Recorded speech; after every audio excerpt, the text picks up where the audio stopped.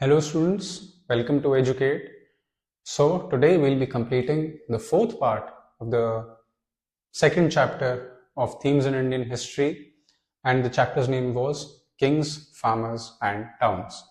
अभी तक हमने इस चैप्टर में क्या देखा है? Just a quick recap. Social structure,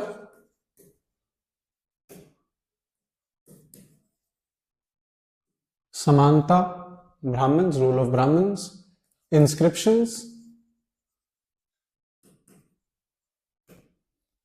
farming methods, iron tipped plow field, transplantation, paddy, etc. Then we have social structure के बाद how governance. गवर्नेंस बोलना सही रहेगा. Okay, governance. ये 3-4 चीजें हमने अभी तक डिस्कस करी थी कि किस तरीके से जो क्राफ्ट्समैन होते थे, स्लेव्स होते थे, सोशल स्ट्रक्चर कैसा था, समानता कौन थे, गहापति क्या था. Very important terminologies that we learned were gahapati and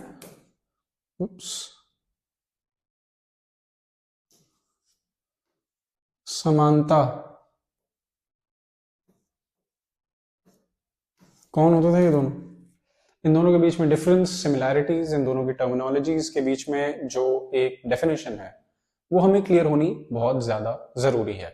okay, अभी तक हमने देखा था कि पाटलिपुत्र, राजगीर, इनका शिफ्ट होने का एक कैपिटल शिफ्ट हुआ था. Important trade centres, riverine routes, land routes के बीच में जो एक सेंट्रीफ्यूगल पॉइंट होता था वो उसको एक इंपॉर्टेंट सेंटर डिक्लेयर किया जाता था. Now we also studied about craft. Inscriptions थे हमने, और देखा था आपके जो प्रशस्ति है उसके बारे में. And we also studied about the daughter of Chandragupta two which was, just a moment, Prabhavati Gupta. Okay, Prabhavati Gupta के बारे में, कैसे लैंड ग्रांट हुआ था, what was it about and what was it like, हम यहां तक पहुंच चुके थे. नाउ मूविंग ऑन, आप I hope you are taking down notes और एटलीस्ट एक स्क्रीनशॉट आप रिवाइंड करके देख सकते हैं. सो moving forward, about the social structure and what it was like, all those things, इन सारी चीजों को हम डिटेल में भी हम देखेंगे. Okay, so now moving forward,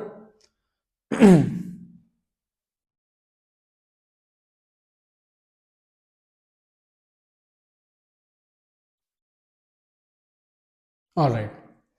now it's important आप इस मैप को थोड़ा ध्यान से देखें. यहां पे some important kingdoms.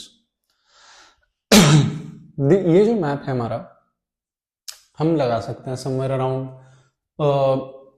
Second century BC, first century BC से लेकर के अप अंटिल थर्ड और fourth century CE, common era.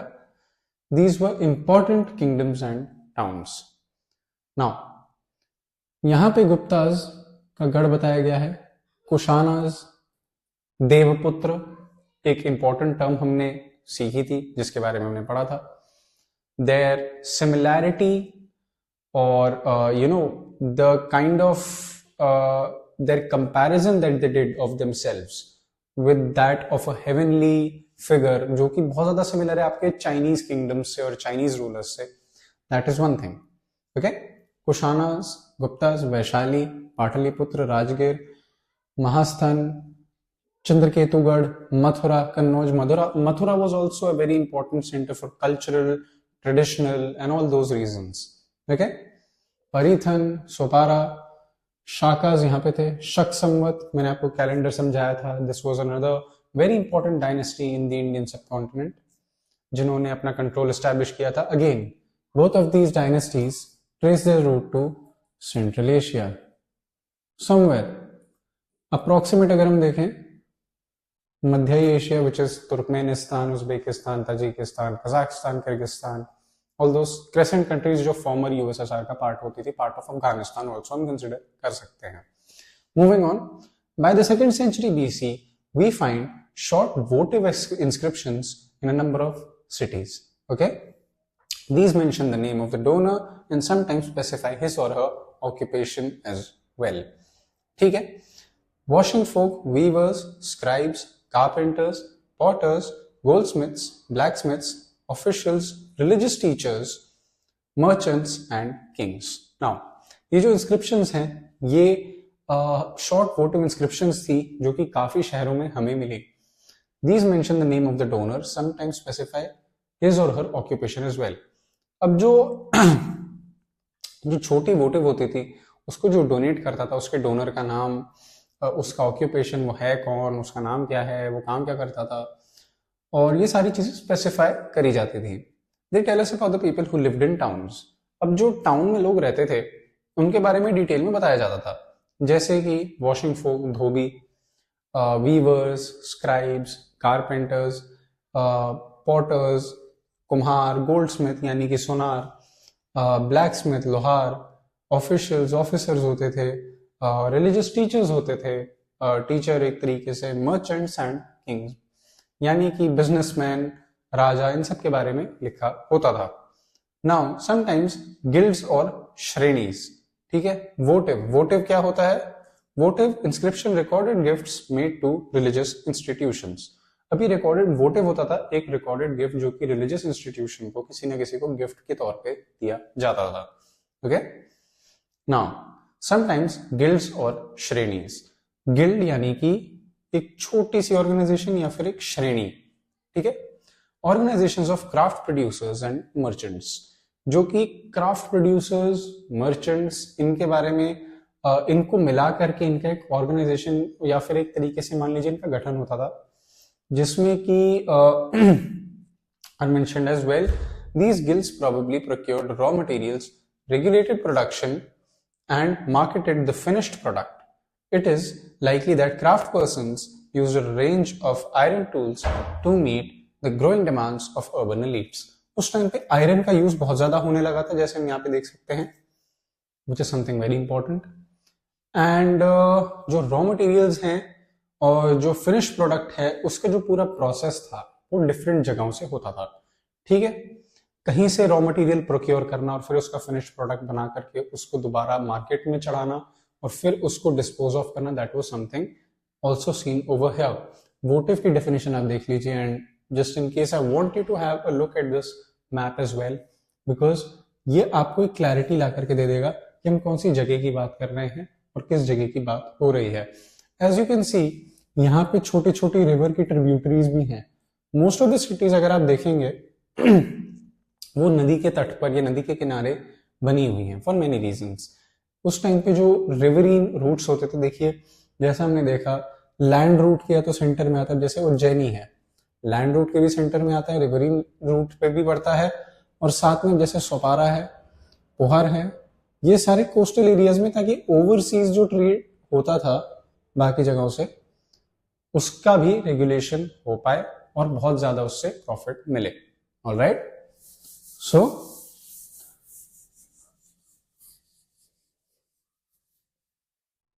Moving forward. Okay, trade in the sub continent and beyond. अब जो ओवरसीज ट्रेड होता था उसके बारे में अब हम देखेंगे. एंड जो अभी मैंने बताया था आपको that the ports that were there in coastal areas, what purpose did they serve and what kind of a trade was being carried on with different parts of the world. All right. Moving on. From the 6th century BC, land river routes crisscrossed the subcontinent and extended in various directions overland into Central Asia and beyond, and overseas from ports that dotted the coastline extending across the Arabian Sea to the East and North African region and West Asia, and through the Bay of Bengal to Southeast Asia and China as well. Now, अब ये जो जगह हैं, जो overland ports हैं जो कि central Asia और बियॉन्ड को जो है मतलब सेंट्रल एशिया का पार्ट ले लो या बाकी जगहों पे कनेक्ट करते थे। Across the Arabian Sea, east and north Africa, Arabian Sea जो था, अरेबियन सी से ईस्ट और north Africa, waste Asia and through Bay of Bengal, जो बे ऑफ बंगाल है वहां से साउथ ईस्ट एशिया और चाइना। ठीक है, जाहिर सी बात है south east Asia and China, Myanmar, Indonesia, Malaysia, Singapore, ये सारी कंट्रीज आ जाती हैं। एंड अरेबियन सी से east and north Africa, waste Asia, all these places were being important ports for trade with these respective countries, along with China as well through Bay of Bengal. Moving on, rulers often attempted to control these routes, possibly by offering protection for a price. अब जो protection थी वो उसका कोई ना कोई cost होता था, ऐसी फालतू में प्रोटेक्शन नहीं मिलती थी, that was something to be paid for by the person who wants to do a particular kind of trade in that particular area. Very easy. Those who traversed these routes included peddlers who probably traveled on foot and merchants who traveled with caravans of bullock carts and pack animals. ठीक है, अब इस root पे merchants जाते थे, बैलगाड़ी लेके जाते थे, ये सारी इंफॉर्मेशन दे रखी है। Also there were seafarers whose ventures were risky but highly profitable. जो समुद्र के रास्ते जाते थे वो बहुत रिस्क वाला काम था लेकिन उसमें पैसा भी ज्यादा था। ठीक है, successful merchants designated as masattuvan, important, in Tamil, and setthis and satthavahas in Prakrit could become enormously rich. ठीक है, बहुत ज्यादा पैसे कमा लेते थे। A wide range of goods were carried from one place to another: salt, grain, cloth, metal ores and finished products, stone, timber, medicinal plants, to name a few.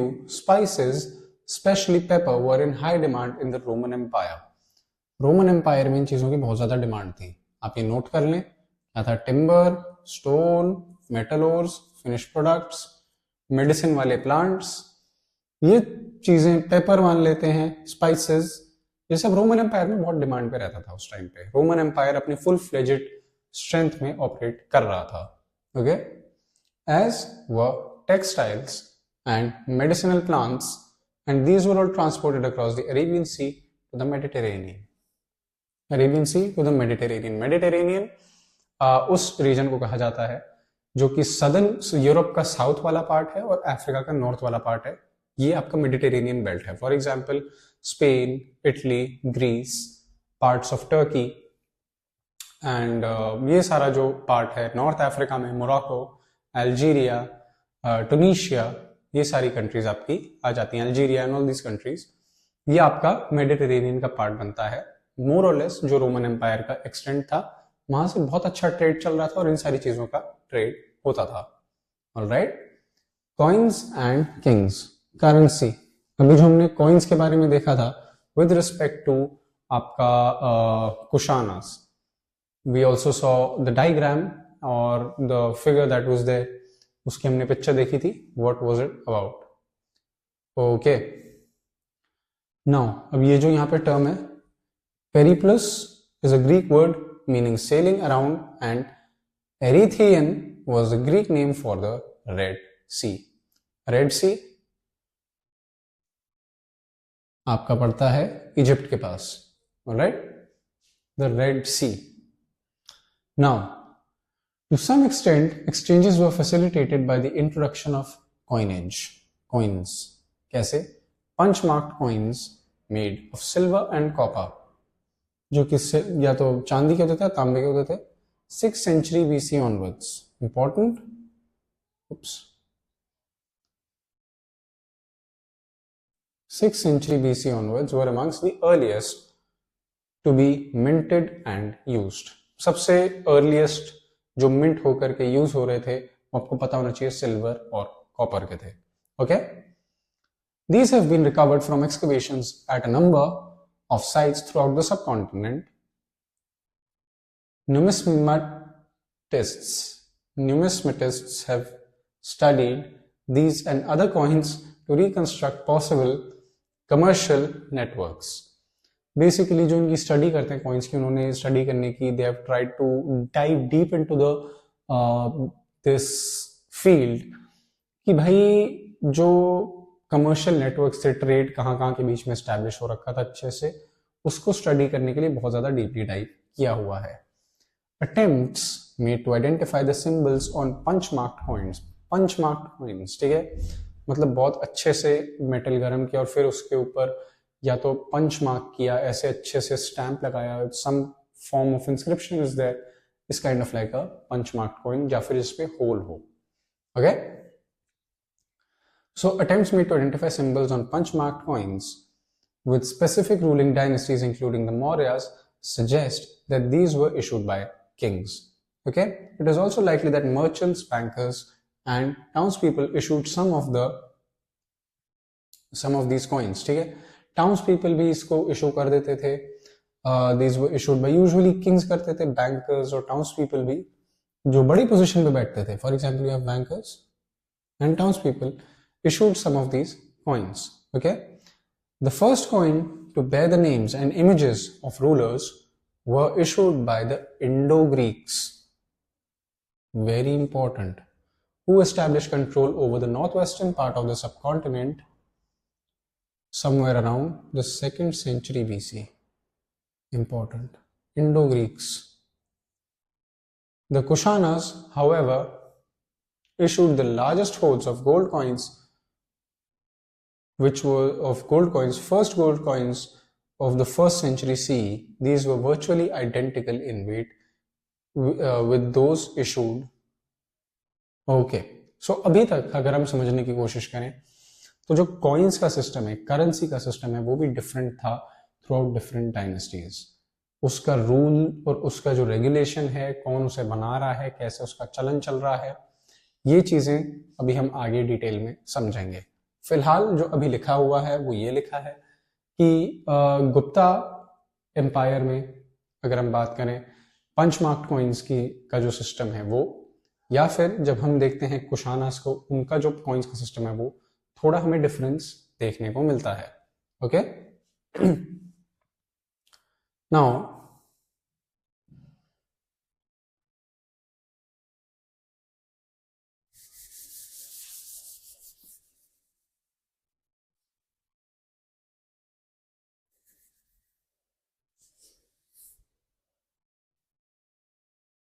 by contemporary Roman emperors and the Parthian rulers of Iran have been found from several sites in North India and Central Asia. Indo-Greeks के बारे में हमने अभी पढ़ा, somewhere around the 1st century BCE and CE. उनका जो coins का system था वो different था. अयोध्या coin, ठीक है, these are different coins over here. Numismatics एक terminology we came across in the last page, उसके बारे में यहाँ लिखा हुआ the study of coins including visual elements such as scripts and images, ठीक है, metallurgical analysis and context in which they have been found. Metallurgy basically उस लोहे की स्टडी करना, उस आयरन की स्टडी करना कि भाई कितना पुराना है, कहाँ से आया है, किधर इंस्क्राइब हुआ है और क्या उसका मीनिंग है, वो सारी study that is there. And study of coins, उसके विजुअल एलिमेंट्स, वो है क्या, कहाँ से, dating it and this and that is numismatics as mentioned earlier. Now अगर जरूरी नहीं कि ऐसी कोई डेफिनेशन आपके समझ में नहीं आ रही जो कि मेंशन भी नहीं है, तो आपको थोड़ा अपना कॉन्टेक्स्ट के हिसाब से अपना ब्रेन अप्लाई करके ये देखना है कि भाई इसका कॉन्टेक्स्ट, ये कहना क्या चाह रहा है, किस कॉन्टेक्स्ट में इस वर्ड का यूज हुआ है. That is one thing. Okay, so the wide spread use of gold coins indicates that the enormous value of the transactions that were taking place besides hoards of Roman coins have been found from archaeological sites in South India. South India और Roman Empire के बीच में भी trade established था, as mentioned. It is obvious that networks of trade were not confined within political boundaries. Political boundaries में सिर्फ trade ऐसा नहीं था, ट्रेड थ्रू एंड थ्रू चल रहा था, ओवरसीज भी था, विद इन द सबकॉन्टिनेंट भी था. That is something that we have noticed up until now. Okay, it is obvious that networks of trade were not confined with political boundaries. South India was not part of the Roman empire, but there were close connections through trade, business. All right. Coins were also issued by tribal republics such as that of the Yodhayas of Punjab and Haryana, 1st century Common Era. Archaeologists have unearthed several thousand copper coins issued by Yodhayas, pointing to the latter's interest and participation in economic exchanges. अब कौन सा kingdom कितने coins issue करता है, किस level पे उनके coins होते हैं, क्या उन पे इंस्क्रिप्शंस होते हैं, that indicates a lot about how they valued trade in their kingdom or in their confined boundaries. Okay, trade की इंपॉर्टेंस क्या होती थी ये हमें पता चलता है उनके कॉइन्स से, कॉइन्स की इंस्क्रिप्शन से, कॉइन पे क्या लिखा है उससे, किस मटेरियल से बना है उससे. गोल्ड बहुत ज्यादा यूज होता था, तो that is another thing that we have noticed. Moving on, some of the most spectacular gold coins were issued by the Gupta rulers.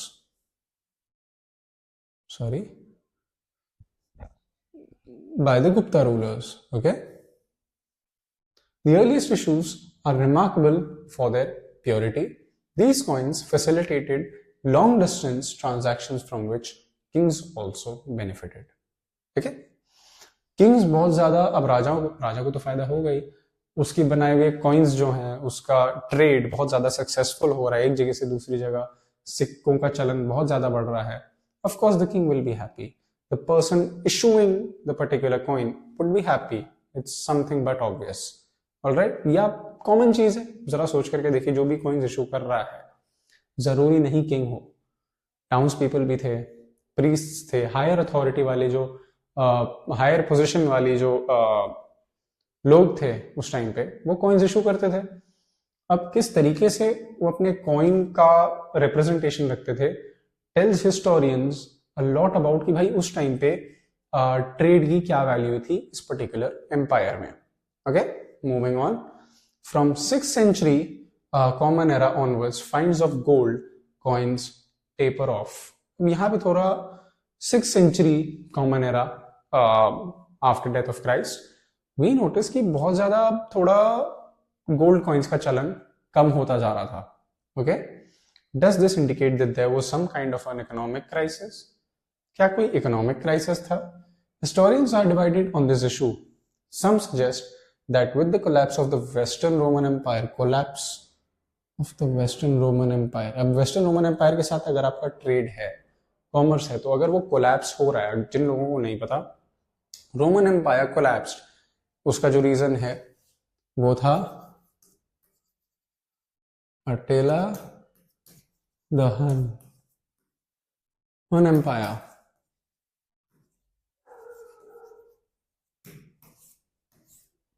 This is the reason. Hun. आपने एक यूरोप में country है Hungary के नाम से, Hungary, HUNGARY, Hungary, which is a country. Hungary इसको pronounce किया जाता है, हुंगारी. हुनगारी के जो लोग थे वो हुन थे.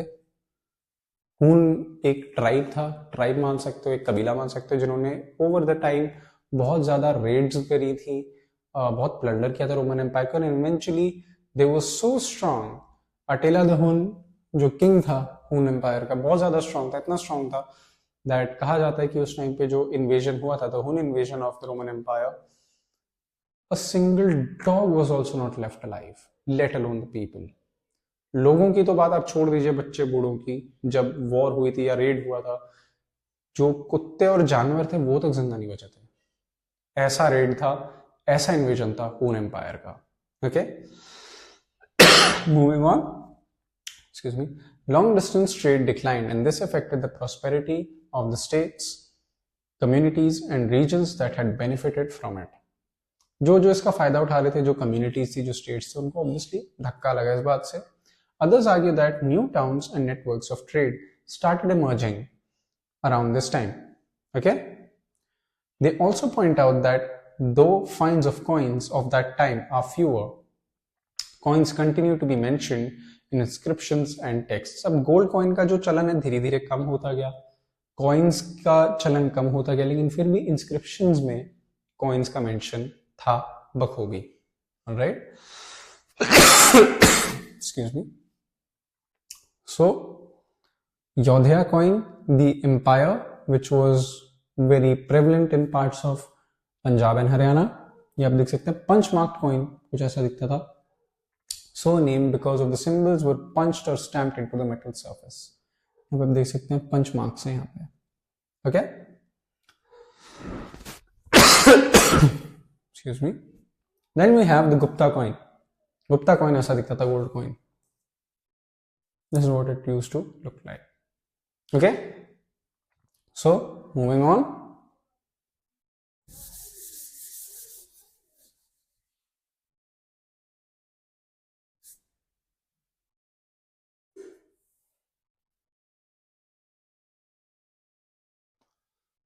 So, back to basics.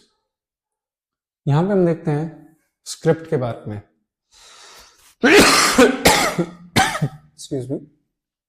Ashokan Brahmi with Devanagari equivalence.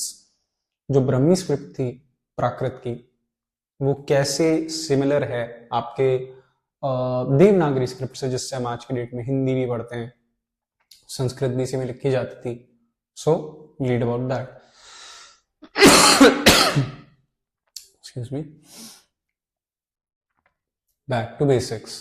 Now, so far we've been studying excerpts. अभी तक जो भी हम देख रहे थे, हम काफी आगे आ गए. सोशल स्ट्रक्चर हमने देखा, ट्रेड कॉमर्स देखा, इंपॉर्टेंट रूट्स देखे. We also studied about inscriptions, rulers, particular rulers, and what they were. Apart from inscriptions, excuse me, apart from inscriptions, what all evidences or what all remains do we have कि उस time पे normal society या फिर normal राजा के बारे में क्या सोचते थे, उसके बारे में. Apart from the prashastis and this and that, वो हमने अभी तक देखा. Deciphering Brahmi. Most scripts used to write modern Indian languages are derived from Brahmi.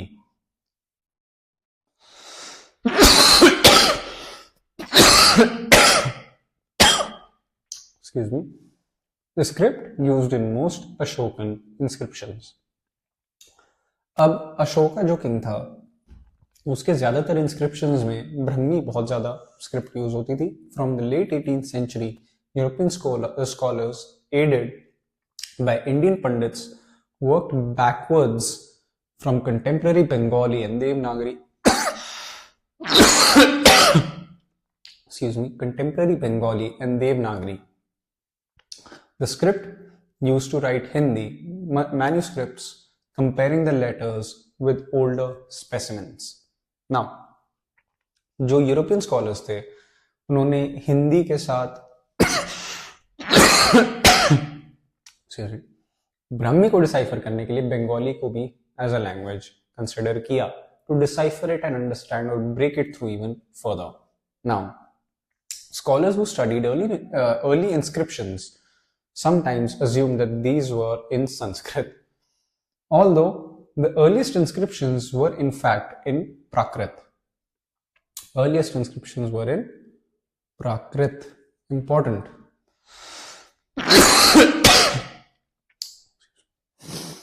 It was only after decades of painstaking investigations by several epigraphists that James Prinsep, important name, this is very important, ये नाम बहुत important है आपके history में, was able to decipher Ashokan Brahmi in 1838.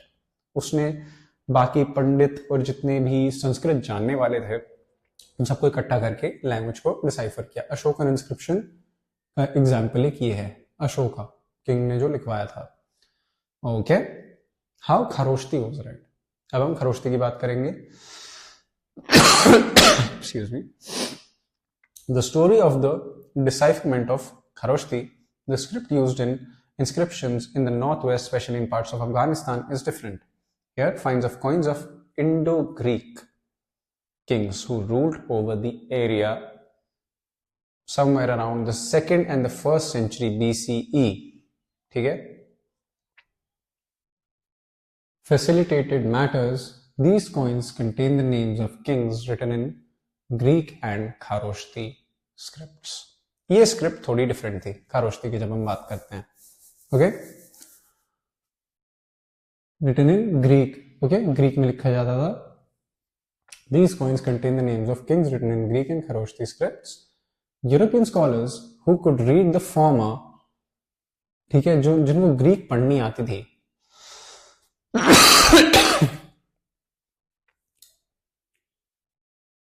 Compare the letters, उन्होंने letter को compare किया खरोश्ती से, because Indo Greek empire north western part, तो उसको डिसाइफर करना बहुत ज्यादा एक इजी तरीके से करने के लिए ये स्ट्रैटेजी एक अपनाई हिस्टोरियंस ने।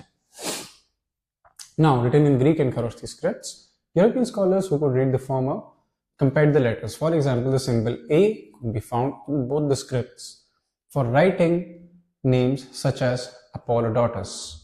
Right? Apollodotus ऐसे नाम लिखने के लिए जो A लेटर है वो सिमिलर था खरोश्ती और ग्रीक में. With Prinsep identifying the language of the Kharoshthi inscriptions as Prakrit, it became possible to read longer inscriptions as well. जो लंबी इंस्क्रिप्शंस थी जिनमें और ज्यादा डिटेल में लिखा हुआ था, उनको समझने के लिए अब बहुत ज्यादा आसानी हो चुकी थी हिस्टोरियंस के लिए after comparing, like James Prinsep. I told you this historian is important, इनके बारे में आप याद जरूर रखें. Excuse me. ओके, सो यहां पर आगे हम देखते हैं historical evidences from inscriptions. Okay, to find out how epigraphists and historians work, let us look at Ashokan inscriptions more closely. अब Ashokan inscriptions को और ज़्यादा डिटेल में समझेंगे. Note that the name of the ruler Ashoka is not mentioned in the inscription. What is used instead are titles adopted by the ruler. Titles क्या थे? This was the title. Devanampiya, often translated as beloved of the gods, और पियादासी, pleasant to behold. पियादासी हमने ये पहले भी term study किया था in the beginning of this chapter, yet it comes around again. Pleasant to behold or beloved of the gods. Okay, these terminologies are used to describe Ashoka, और जब भी उसके बारे में बात होती है, he's not addressed by name. Excuse me. The name Ashoka is mentioned in some other inscriptions, which also contain these titles. After examining these inscriptions and finding that they match in terms of style, context, content, and paleography, alright, epigraphists have concluded that they were issued by the same ruler. ऐसे पता चलता है, ठीक है? Same style है, language है, paleography है, content है. इससे conclusion पे epigraphists पहुंचे हैं. Alright? You may also have noticed that Ashoka claims that earlier rulers had no arrangements to receive reports. If you consider the political history of the subcontinent prior to Ashoka, do you think this statement is true? उससे पहले अगर आप देखें अशोका से पहले, तो क्या statement true है? Historians have to constantly assess statements made in inscriptions to judge whether they are true, plausible, or exaggerations. Excuse me.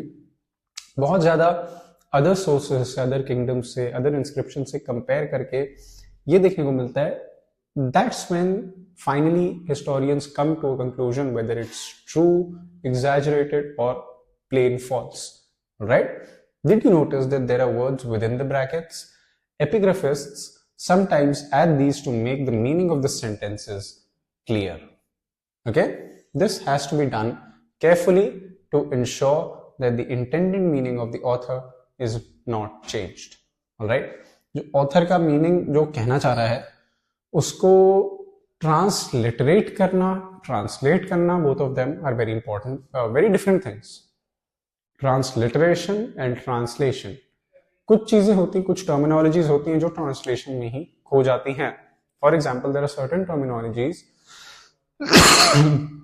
in the Hindi language or in Sanskrit which can never be translated to English no matter what. For example, there are certain terminologies in Sanskrit, जैसे कि हम देखते हैं परब्रह्म और भगवान.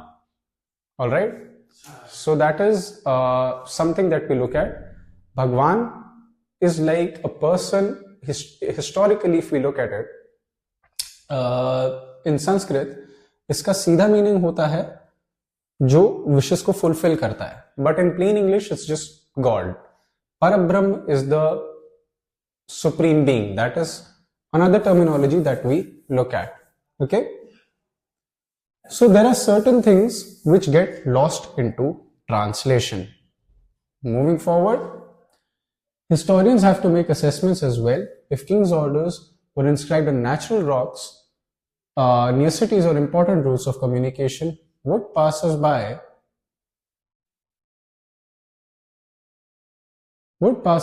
most probably वो ज्यादातर लिटरेशन और इलिटरेशन की जब बात आती है तो ये पता चलता है कि कॉइन्स का प्रचलन कैसा था, इंस्क्रिप्शंस कितने ज्यादा इंपॉर्टेंट होते थे. ओके. विच हैज ऑफन, अब जैसे कुछ वॉरफेयर का टाइम था, for example Kalinga, present day Orissa, वहां पे जो इंस्क्रिप्शंस मिलती हैं, their description and their translation has to be done in a very careful manner. That is very important. Okay. Limitations of inscriptional evidence. Now यहां पे हम देखते हैं anguish of a king. When the king Devanam Piya Piyadasi, the beloved of the gods and the heavens, talking about king Ashoka. Battle of Kalinga हमने बचपन में, जिनको नहीं पता, which was very important, it was after this bloody battle that king Ashoka had this insightful thought of righteousness, dhamma and Buddhist ideas. All right. The way in which righteousness has to function और कैसे वो आगे चलना चाहिए. All right. Limitations of inscriptional evidence. There are a lot of limitations also. Epigraphal journal, ancient languages, as we have also studied before, जिसकी वजह से बहुत ज्यादा प्रॉब्लम आती है उसकी डिसाइफरिंग में, because they are very ancient languages. All right. That is one more important part. Politically, economically, all these ideas that we have studied up until now that talk about the governance of a particular region, a kingdom or a small kingdom, all of these things we get to know from inscriptions of pillars, rocks, coins, and any receipt or a grant, land grant, which was given by the rulers to a samanta or to a religious institution, community, or any individual for the matter of fact who was closer to the king or the ruler. Chiefs, chiefdoms, we have also looked at that. Excuse me. Now looking at the timeline. This timeline is very, very, very important. Come on people, you're studying history. आप timeline ignore नहीं कर सकते. That would be the biggest stupidity. It would be like you're studying maths without numbers. As simple as that. So history without a timeline is just as useless. Okay? So looking at the timeline here, beginning of the Gupta rule, accession, excuse me, Samudragupta, Chandragupta II, 500 to 600 CE में, rise of the Chalukyas in Karnataka, of the Pallavas in Tamil Nadu. All of these chiefs, chieftains, ruler of Magad, consolidate power, invasion of Alexander of Macedon, 327 BC to 325 BC, these 2 years. Very important timeline. Please take a screenshot if you have a book. आप book में इसको important mark कर लें, बहुत important है ये. All right. Okay. So moving on. अब हम क्वेश्चन आंसर्स देखेंगे, एक दो फॉर एग्जाम्पल मैं आपको बताऊंगा, then you will be solving them on your own. Simple है, समझने की कोशिश करें.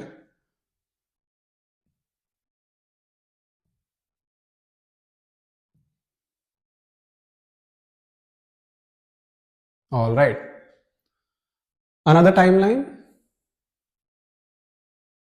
But again this timeline is a little less important मेरी पर्सनली आप माने. क्वेश्चन इससे भी आते हैं, मैं ऐसा नहीं कह रहा. पहली वाली जो मैंने आपको टाइमलाइन दिखाई थी, that is very very very important. Okay, now answer in 100 to 150 words. मैं आपको बहुत सिंपल वर्ड्स में बता दूंगा. Discuss the evidence of craft production in early historic cities. In what ways was it different from the evidence of Harappan cities? Excuse me. तो different ऐसे था कि there was a proper language जिसको हम decipher कर सकते हैं. Brahmi script थी, प्राकृत पाली. सोसाइटल स्ट्रक्चर अलग था and deciphering them became much more easier